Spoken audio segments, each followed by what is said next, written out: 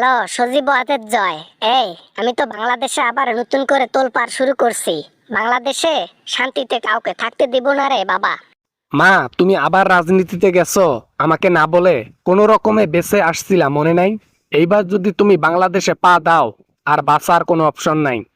ভয়কে তো জয় করতে হবে রে বাবা, জয় না করলে হবে? গদি আর টাকার নেশা এখনো আমার রাতের ঘুম কেড়ে নিয়েছে। রাতে ঘুমাতে পর্যন্ত পারি না। মা, বেঁচে তো পর্যন্ত আছো, বেঁচে তো আছো, ঘুম না হোক, কিন্তু চিরনিদ্রায় চলে গেলে জীবন তো আর থাকলো না। বুঝতে হবে তো মা। ওয়াজেদ জয়, তুমি একটা ভিতুর ডিম। রাজনীতিতে এইসব চলে, ঠিক আছে?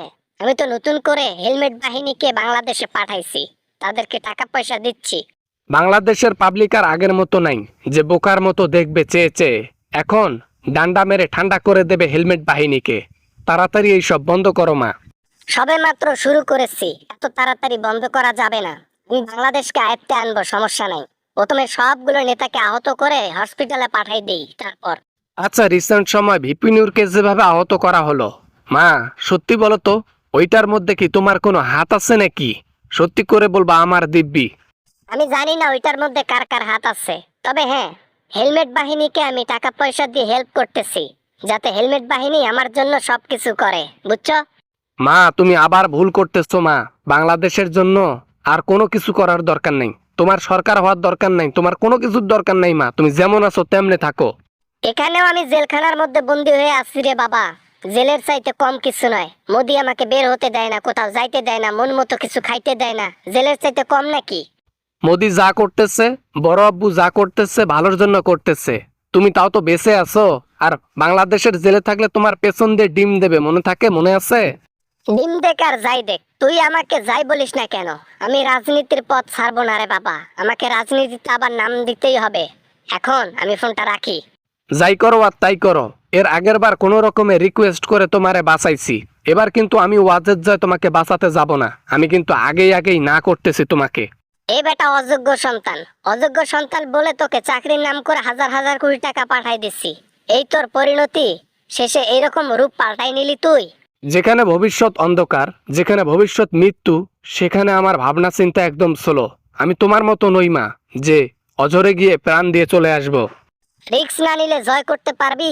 হ্যাঁ, এখন যদি আমরাই ভয় পাই, তাহলে বাংলাদেশে নেক্সট টাইম তুই সরকার হবি কেমনে? হ্যাঁ, বল দেখি আমারে। আমি তো চেষ্টায় আছি তোকে সরকার বানার।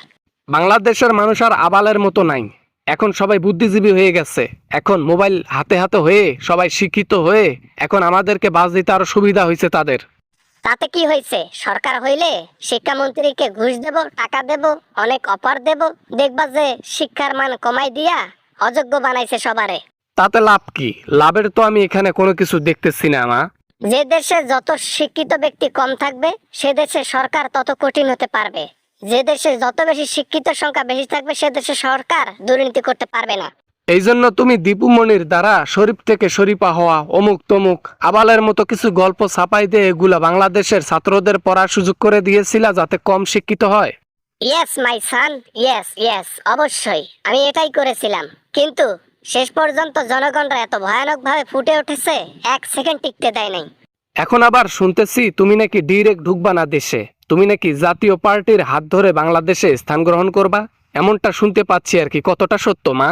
যখন ক্ষমতায় ছিলাম, জাতীয় পার্টিকে অনেকভাবে সুবিধা দিচ্ছি, টাকা পয়সা দিচ্ছি, যাতে ওরা আমাদের প্রতিদ্বন্দ্বী হয় আর আমরা অনায়াসে ভোট চুরি করে জিততে পারি, সেটা সুযোগ লুটতেছি। বাহ মা, বাহ, অনেক সুন্দর কথা বলছো মা। তোমার ব্রেন আর তোমার শরীরকে মনে হয় জাদুঘরে রাখা উচিত। এই জন্য তো রাজনীতিতে এতদিন পর্যন্ত টিকে আছি, নইলে কবেই উপরে পাঠাই দিত জনগণ। তুমি মনে হয় ভুলে গেছো, আমি রিকোয়েস্ট করে তোমাকে দেশ থেকে আনাইছি।